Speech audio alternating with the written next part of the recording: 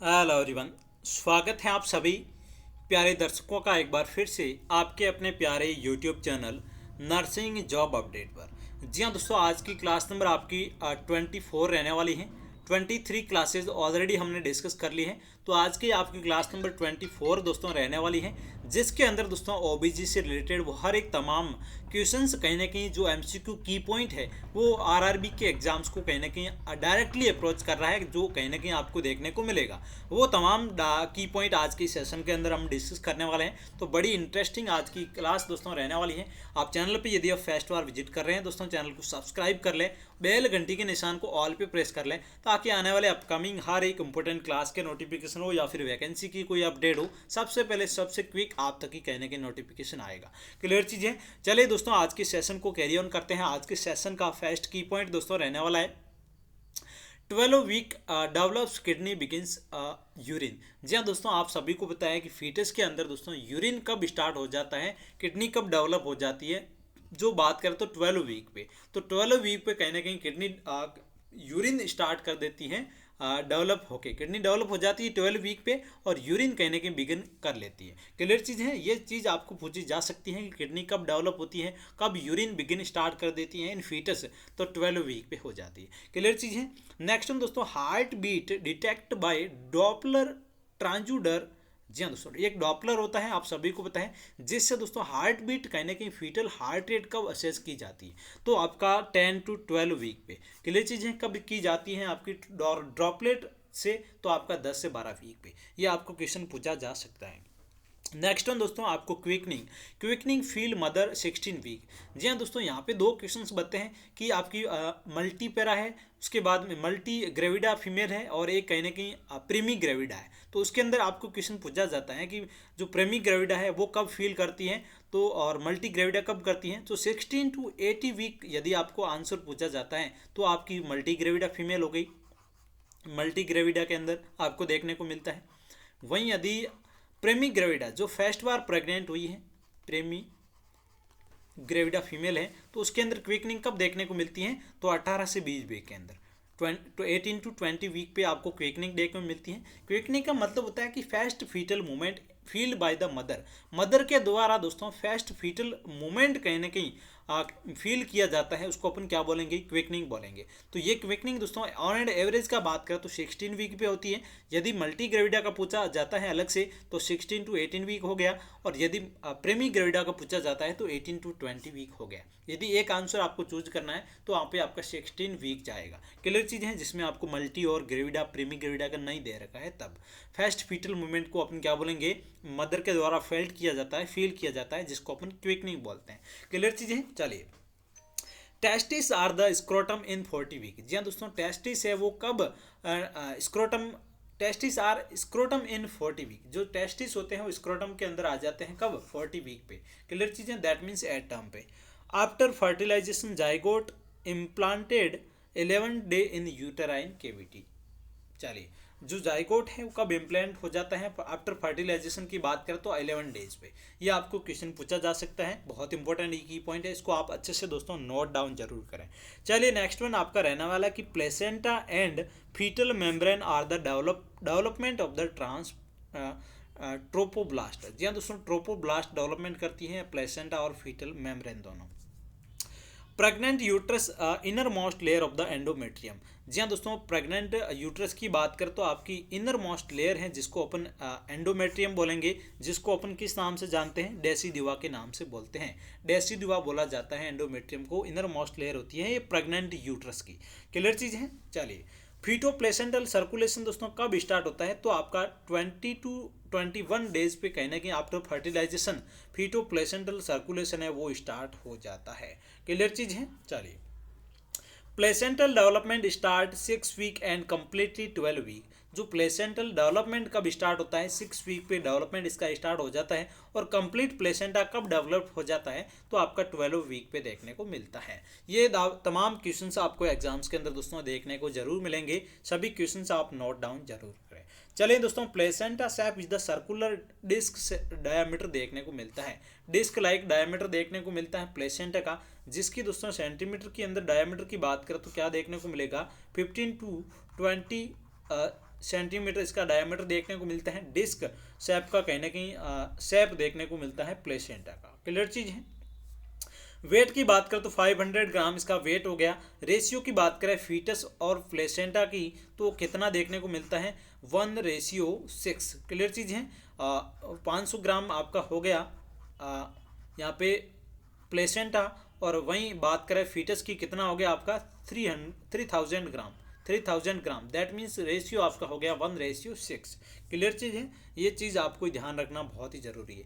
Maternal surface of the placenta बनाती है 1/5 part बनाती है, और वहीं दोस्तों फीटल सरफेस प्लेसेंटा का कितना पार्ट बनाती है 4/5 पार्ट बनाती है। तो ये आपको बेसिक चीज़ें आनी जरूरी है। क्लियर चीज़ है। Mature placenta have 500 ml blood देखने को मिलता है। ये प्लेसेंटा के अंदर आप सभी को मैंने बता दिया ऑलरेडी 500 ml ब्लड नॉर्मली देखने को मिलता है।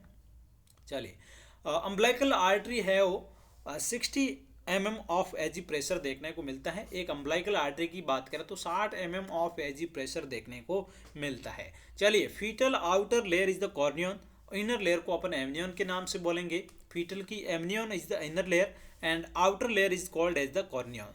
ये दोस्तों आपको ध्यान होना बहुत जरूरी है कि इनर लेयर को और किस नाम से जानते हैं और आउटर लेयर को और किस नाम से जानते हैं। Amnion is the inner layer of the fetal part and corneon is the outer layer of the fetal part। Clear चीज है। चलिए, amniotic fluid is also known as the liquid amnii. जी हाँ दोस्तों, लिक्विड एमनी के नाम से जाना जाता है एमनियोटिक फ्लूइड को, आप सभी को पता है। उसके बारे में नेचर में बात करें तो एल्कलाइन नेचर होता है किसका एमनियोटिक फ्लूइड का, जिसमें हम दोस्तों वीक के हिसाब से अपन बात करें तो टोटल कितना आपको कहीं ना कहीं देखने को मिलता है वीक्स के अंदर आपको एमनियोटिक फ्लूइड। क्लियर चीज़ें हैं। इसको दोस्तों आप नोट डाउन जरूर करें, यहाँ से आपके एग्जाम्स के अंदर क्वेश्चन पूछा जाता है। चलिए, एमनियोटिक फ्लूइड वॉल्यूम 12 वीक की बात करें तो आपका 50 सेंटीमीटर देखने को मिलेगा, और 20 वीक की बात करें तो 400 ml देखने को मिलता है। 30 से लेके 38 वीक की बात करें तो 1 लीटर देखने को मिलता है।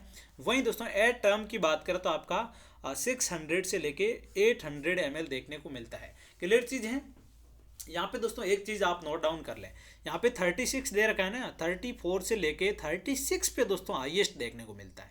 तो यहाँ पे 36 कर ले, 34 से 36 पे दोस्तों हाईएस्ट देखने को मिलता है 1 लीटर एमनियोटिक फ्लूइड। यदि हाईएस्ट पूछा जाता है तो आंसर जाने वाला है आपका 34 से लेके 36 वीक पे। क्लियर चीज़ है।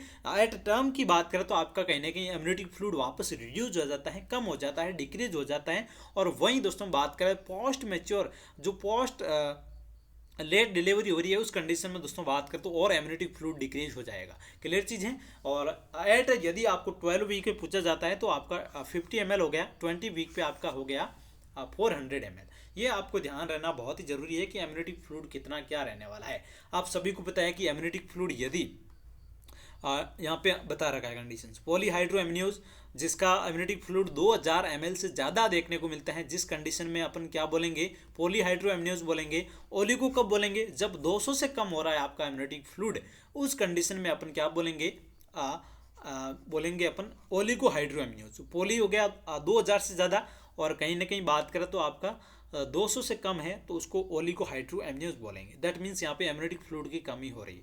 क्लियर चीज़ है। अब दोस्तों एमनियोटिक फ्लूइड के बहुत सारे एबनॉर्मलिटीज है जहाँ से आपके एग्जाम्स के अंदर क्वेश्चन बनने वाला है। तो ये जो पॉइंट है ये आपके इंपॉर्टेंट लगा लें और इसको नोट डाउन कर लें, यहाँ से आपके एग्जाम्स के अंदर दोस्तों क्वेश्चन बनने वाला है। क्लियर चीज़ है।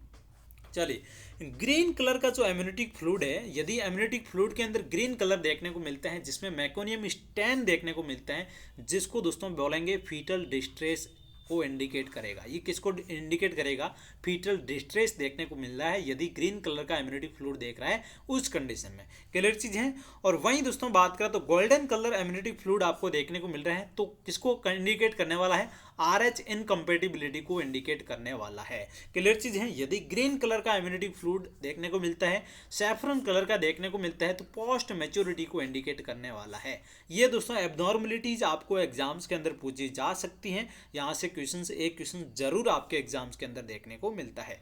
यदि डार्क ब्राउन कलर की बात करें एमनियोटिक फ्लूइड की, तो टोबैको जूस लाइक आपको देखने को मिलता है, तो ये इंट्रा यूटेराइन डेथ को इंडिकेट करने वाला है। डार्क ब्राउन कलर का एमनियोटिक फ्लूइड है, टोबैको जूस टाइप का है, that means is the indicate of the intra uterine death. Clear चीज़ है। Dark colour amniotic fluid indicate करता है आपका हेमरेज को। टॉबैको जूस करता है आपका किसको, इंट्रा यूटेराइन को। वहीं जो डार्क कलर का एमनियोटिक फ्लूइड है वो आपको हेमरेज को इंडिकेट करता है। क्लियर चीज़ है। ये एबनॉर्मेलिटीज़ हैं कि ग्रीन कलर का आपको मैकोनियम टाइप स्टैन देखने को मिल रहा है एमनियोटिक फ्लूइड के अंदर, तो फीटल डिस्ट्रेस को इंडिकेट करेगा। गोल्डन कलर का एमनियोटिक फ्लूइड है तो आरएच इनकम्पेटिबिलिटी को इंडिकेट करेगा। वहीं दोस्तों ग्रीन कलर का हो गया, सॉरी गोल्डन कलर का आरएच इनकम्पेटिबिलिटी, ग्रीन कलर का है दैट मीन्स पोस्ट मेच्योरिटी। इस टाइप के आपको एग्जाम्स के अंदर क्वेश्चंस देखने को मिलेंगे।